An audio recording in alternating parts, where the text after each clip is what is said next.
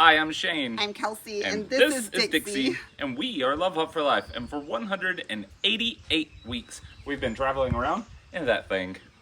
This week we have been traveling a whole lot and made it all the way from Illinois to North Carolina. We cannot wait to share the entire adventure with you. If you haven't already done so, be sure and comment below to let us know that you're watching. Guys, we are starting our week off in Illinois, actually in the Illinois State Park. We last night broke one of our rules, I guess, not really rules, but we stayed in a paid campground. Not something that we usually do, but in this part of the country, there's not a whole lot of the free camping and boondocking, or none at all, really, that we're used to. Not really public land when you're in farmland. They use all their land for farms, and they have little areas of nature, and we've sought that out. And today we're off to find some more of that. Guys, last week we were in the Upper Peninsula of Michigan, and by the end of this week we will be in North Carolina with Shane, starting on a brand new project. We can't wait to share all of the details on that with you, but we have a whole lot of fun planned on the way there. You'll stay tuned, it's going to be a fun week.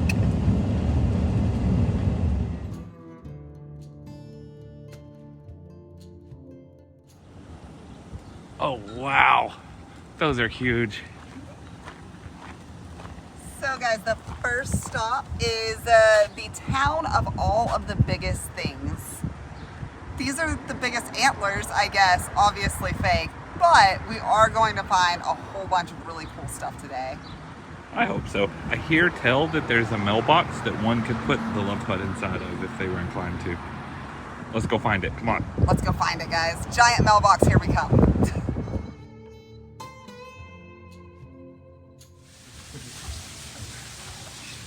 There it is, y'all. The dinosaur. The world's largest mailbox. Let's go inside.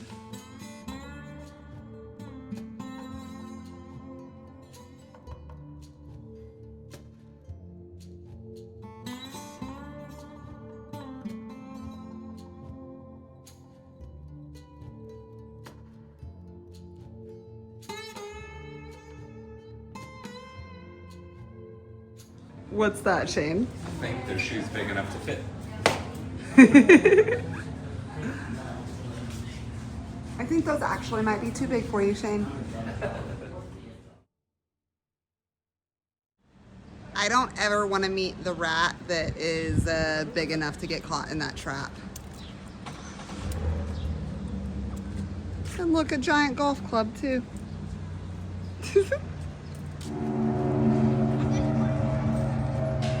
And the world's biggest wind chimes, y'all. I think it takes a little more than wind to make those chime.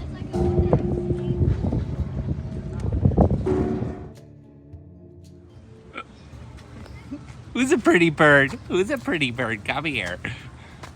Come on, we gotta go. I think we've seen all the big things. This is kind of fun though. I think I might just stay in here. Okay, well, Dixie is waiting for us. I see her back there behind the other Love Hut. There's crystals in that one too. There is. We fit in well here.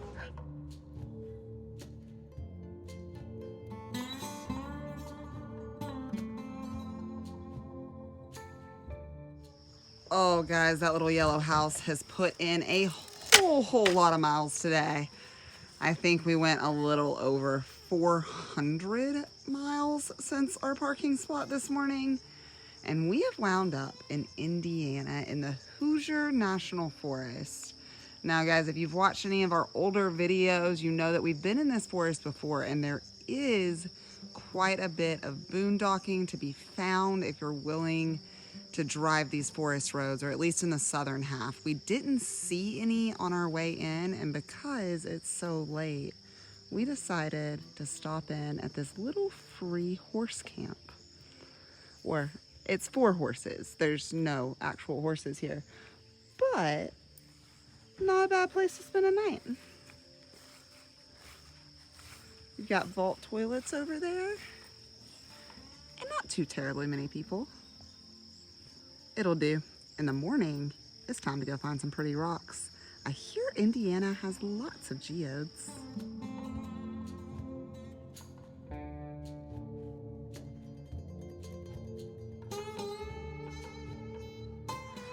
Just down the road from our little campground is this absolutely gorgeous area. There's no camping out here, but we think there might be some pretty rocks. Either way, totally worth walking around. So pretty.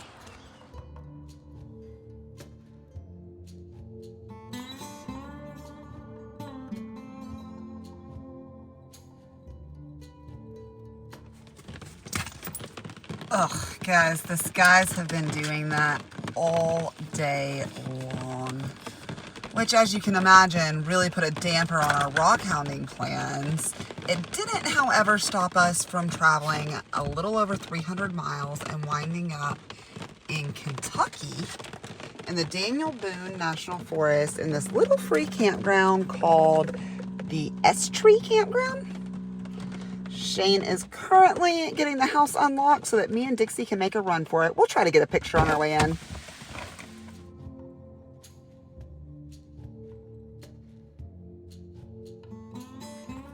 Good morning, everyone. Dixie says good morning. What a beautiful forest. So this little campground is positioned way up on top of this hill up in Kentucky. And it was quite the drive in the rain last night, but I'm very happy we made it. Today, we're going to be rolling out of here and headed to North Carolina to see some very dear friends of ours. We have to do laundry today too, I think. Ugh, that'll be fun. Are you ready to do laundry today? Yeah, it's definitely time, guys. Literally every house is I'm wearing my work pants. It's time to go. Yeah, I'm not wearing a dress because I'm trying to be fancy. I'm wearing it because it's the only thing I have left. Oh, but it's looking good on you, girl.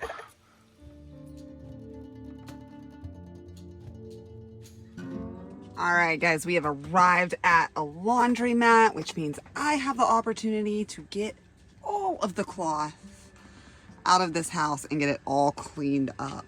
We've been doing a lot of traveling down dirt roads, and I think we're done with that for a bit, so it's time to get this whole house spotless. Perfect place to do it.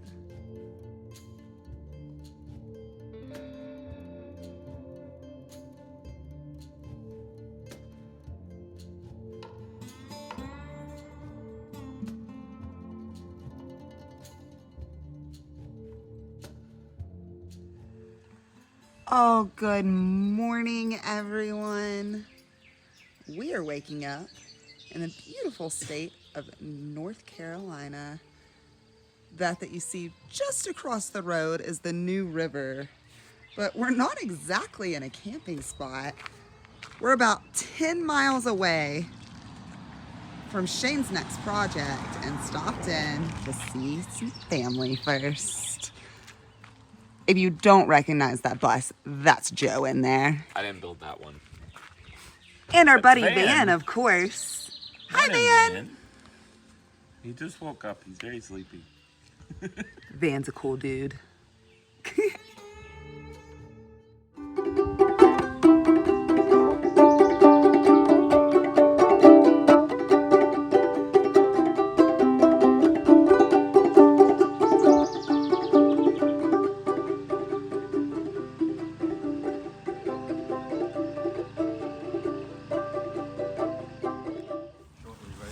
What are you eating? Raspberries. There's so many of them. Look. I never show up in time for berries.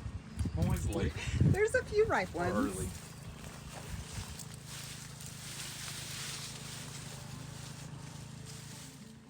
early. Well, guys, we've got our house and ourselves all cleaned up. And now it is time to take advantage of our water source and get some of our gorgeous stones that we've been finding all over the country throughout the last month. Over here we've got a whole bunch of quartz crystals that we still have not cleaned up from Arkansas. And then we have some of our geodes that are already opened up. And either were really, really dusty when we found them or have collected a lot of dust since then and need to be shined up a little bit. I have a whole lot of pretty to look at in here in just a second.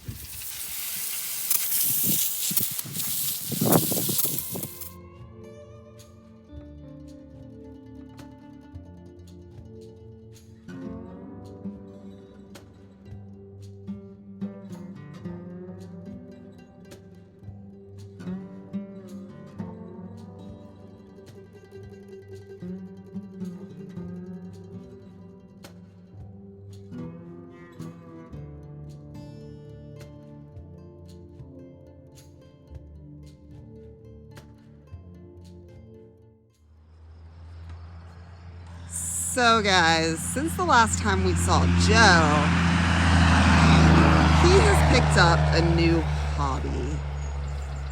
Tintype photography? Yep. And it is cool as hell. So how does all this work? Well, it's technology from the 1850s. 1860, I think, or 1855 is really. And it's all the same craft, all the same process, mostly all the same chemicals and materials. Nothing has changed with the process from back the 1850s. And yeah, so we're gonna set up the camera. This is the hardest part, really, is composing it, making sure it's in focus. It looks really cool when you look through the back of it. You can actually see Shane. He's upside down and backwards, just like a camera obscura, like way back when. You can't really see it unless you put. No, wait, watch this, watch this. Come on under with me. So can you see him start to come to life in there? Pull back. You see him? Oh, yeah. There we go. There it is. Awesome. It is cool. So it's called wet plate photography, and it's all done wet. So you put some chemicals, this stuff called collodion, on the on trophy metal, black trophy metal. Put the collodion on there, let it dry for a hot second, and you put it in the silver nitrate for 3 minutes. The nitrate permeates all the iodides, saltides, bromides, everything in that collodion, and you then take it out of the silver in red light conditions. You put it in the film holder, bring it out here, put the film holder in here, take the picture, go back into the dark room. In the red light conditions, you now take the tin out. It's still wet. You put developer on it, and you can watch it kind of come to life a little. The highlights will come out. Put water on it to stop developing, and then you bring it outside to this other chemical called fixer, and that's when the cool happens. Like, you know, way back when, this is funny, way back when, in black and white film in the dark room where you had the paper and you put it in the thing and the image would come up on the paper. Right. That's what happens here. Awesome. So it's really cool watching it. And then it takes, you know, a little bit. We have to wash them really good, get all the chemicals off, like really, really wash these really good. Then you put a varnish on it and they last for hundreds of years. So cool. It is. I am so excited that we get to be his subjects for the day.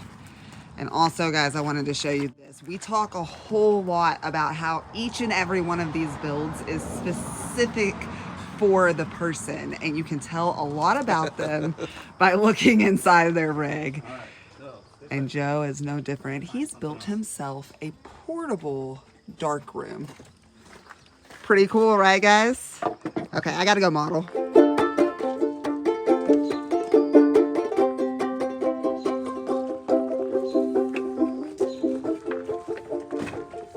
Wow, that's awesome.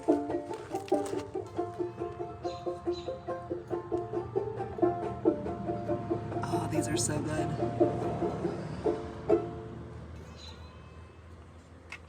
Shane actually made that one. He did good.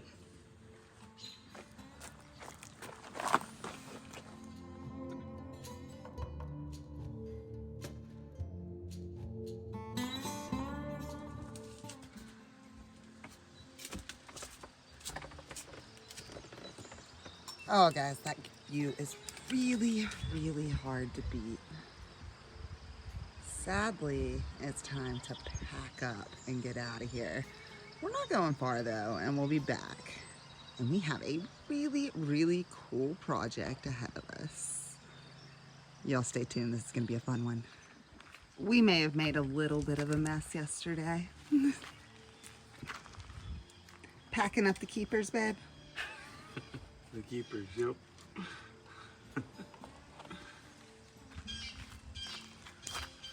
So awesome. That whole box is nothing but quartz crystal, y'all. Your destination is on the right. Whoa, that's a lot of ambulances. I do believe we've arrived, Kelsey. I wonder which one you're building on.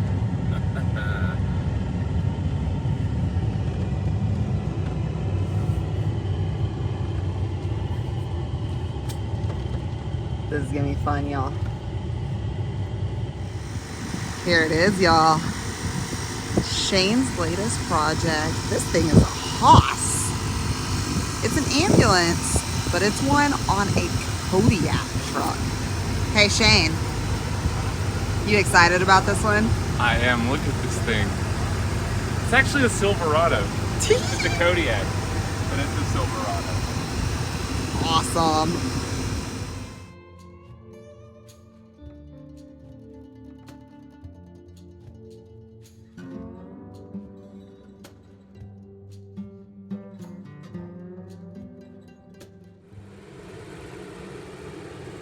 How you doing over there, babe?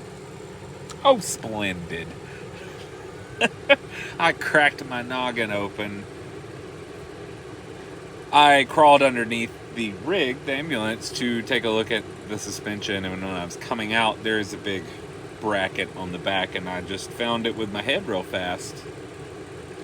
I'm sure I'll make it. My grandpa used to have a saying, and that was, I've had worse than that on my eyeball.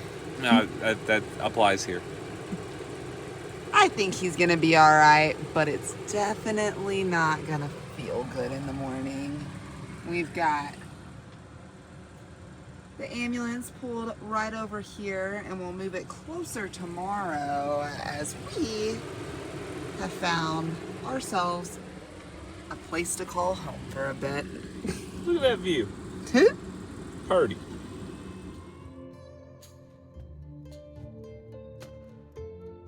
Good morning, everyone. I am so excited. I know you've been listening to Kelsey talk about the excitement of this place, but this morning we're getting ambulances moved around. We're going to be pulling this big Kodiak in next to me. There's the Love Hut. And then we're going to start tearing this thing apart. I've got a lot of cabinets to get out of it, and I'm going to be storing them inside of some of these older ambulances that aren't really up to market yet. They actually serve as great storage facilities. Y'all hang on. I promise. This one's gonna be fun. Alright, so this morning, my job is to turn this thing into an empty box truck. As you can see, there's a lot of systems already installed in this one. It's pretty much a functioning camper. It was used as looks to be a command center, if you will. So maybe during like a hurricane situation, they would pull this in, and there's removable work lights on the back corners that you could sit out. There's a weather station. There's a night vision camera. It's got everything. But that's not really conducive to what we want out of it. So we need to find the bones. Let's see how different we can make it look today.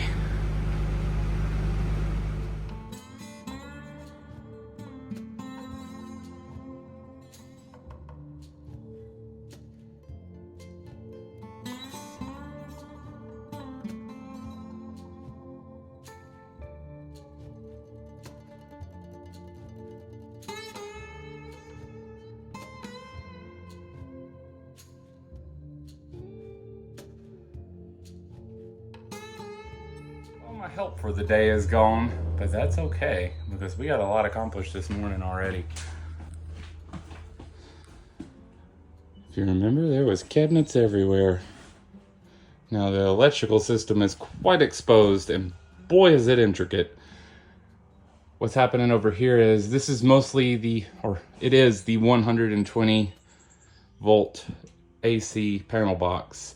And all of these wires here run down to a short connection outside, as well as an Onan generator that's on board.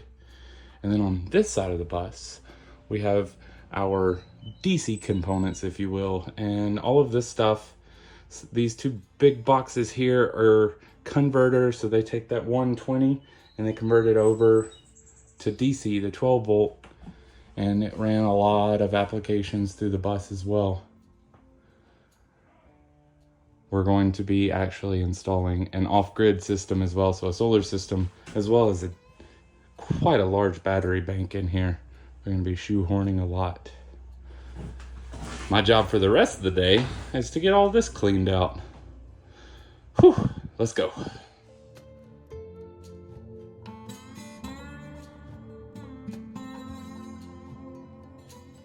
All right, time for some learning.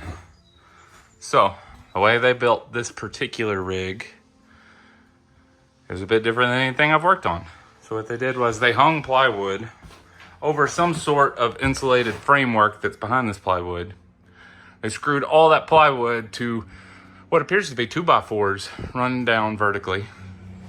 And then they glued FRP, which you see here, up on the wall while it was already hanging.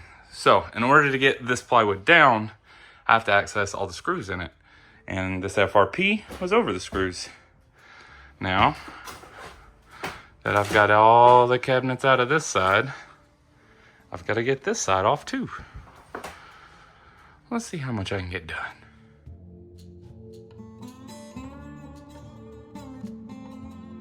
Well, the crew is long gone and I'm about done for the day. It's my big pile of scrap metal that I pulled out. All the countertops I've went ahead and trashed. They were made out of MDF, so we're not gonna be able to repurpose those.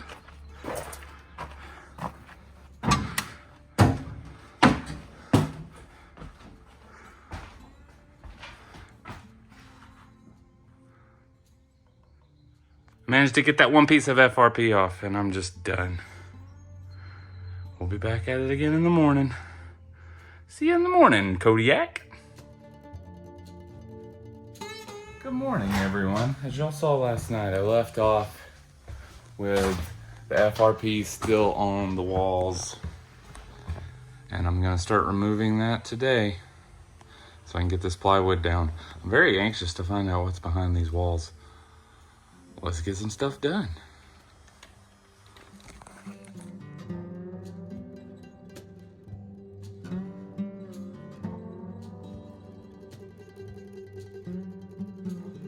So at the back of this wagon, I'm gonna have to speak loud. There's a very loud air compressor over there. We have this valve set, and what it does is control this thing. On top of that is a camera, and it feeds inside to a monitor. We're gonna be keeping it in the build. And all you do to raise the boom up and down is down is up, or down is down and up is up. It's like being a tow truck driver. It's a little slow. Boy, that's cool.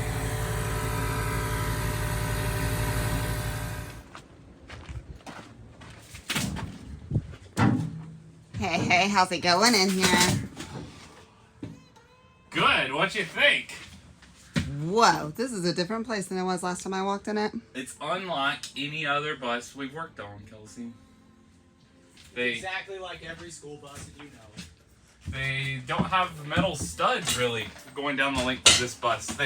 What they did was they used one of my least favorite things in the world, and that is L brackets. They use L brackets to hold in these 2x4s, and they're not connected to the walls. So as I add my structures, it'll solidify this whole thing. But half my work's already done. I think this one's gonna go pretty fast. In the meantime, guys, I am waiting for my ride on a big yellow school bus to the farmer's school market. buses coming to pick you up. There are certain perks to working in Jefferson.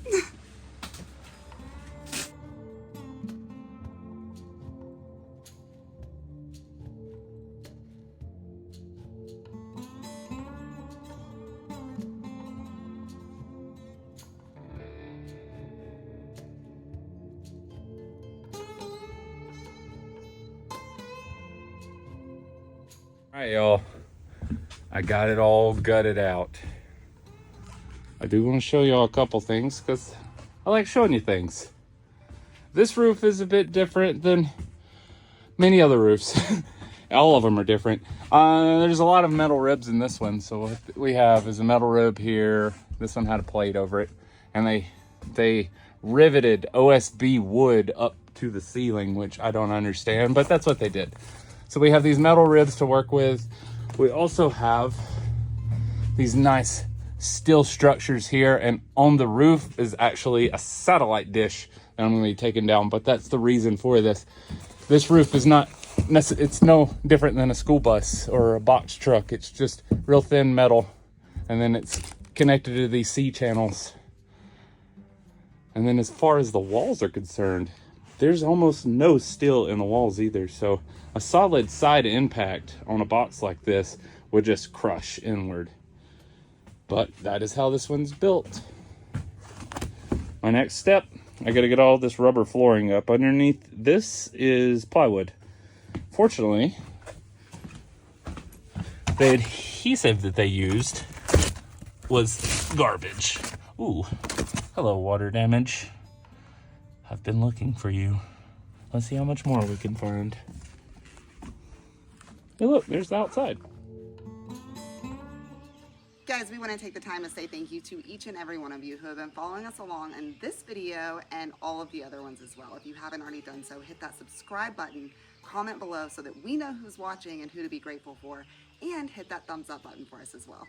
If you would like a different look into our lives, check out Facebook and Instagram under LoveHut4Life. You can also direct message us there. Also, go on over to Etsy and pick you up a Love Hut shirt. That'd be cool. And if you're looking for this guy to build something for you, then head on over to LoveHut4Life@gmail.com and send us a direct message.